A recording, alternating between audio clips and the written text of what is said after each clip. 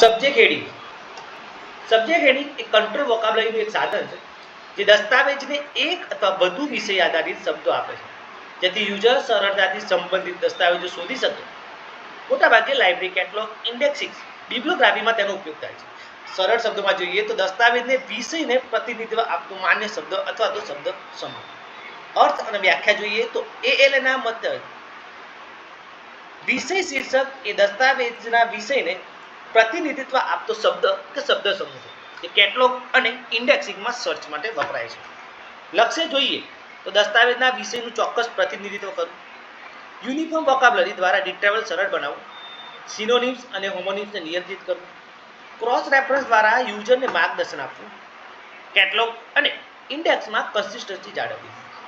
Subject હેડિંગના લક્ષણો જોઈએ તો ઓથોરાઇઝ વોકાબ્યુલરી જે પ્રીફર્ડ ટર્મ્સ નક્કી કરેલા હોય છે, કન્સિસ્ટન્સી તો લાઇબ્રેરીમાં એકરૂપતા રહે છે, સ્પેસિફિસિટી એટલે કે શક્ય હોય ત્યાં સુધી ચોક્કસ વિષયને દર્શાવે છે, ક્રોસ રેફરન્સ સી અને સી ઓલ્સો દ્વારા સિનોનિમ્સ તથા રિલેટેડ ટર્મ્સ બતાવે છે, સ્ટાન્ડર્ડાઇઝ લિસ્ટ જેમ કે library of Congress subject heading દ્વારા નિયંત્રિત થઈ શકે છે. સબ્જેક્ટ હેડિંગના લિસ્ટ જોઈએ તો library of Congress subject heading સૌથી પ્રખ્યાત અને વ્યાપક ઉપયોગી. CS list of subject heading નાની લાઇબ્રેરી માટે, મેડિકલ સબ્જેક્ટ હેડિંગ એટલે કે મેસ મેડિકલ ક્ષેત્ર માટે, કેનેડિયન સબ્જેક્ટ હેડિંગ કેનેડા માટે, British catalogue of subject heading. Subject heading બનાવવાની પ્રક્રિયા જોઈએ તો ડોક્યુમેન્ટનું સબ્જેક્ટ એનાલિસિસ કરવામાં આવે છે, પછી સ્ટાન્ડર્ડાઇઝ સબ્જેક્ટ હેડિંગ લિસ્ટમાંથી યોગ્ય શબ્દને પસંદ કરવું, સિનોનિમ માટે ક્રોસ રેફરન્સ આપવું, ઉદાહરણ તરીકે જુવેલિન બુક્સ જેને ચિલ્ડ્રન લિટરેચરમાં પણ મળી શકે છે. સ્પેસિફિક હેડિંગ અસાઇન કરવા, મલ્ટિપલ સબ્જેક્ટ હોય તો જરૂરી હેડિંગ અસાઇન કરવા.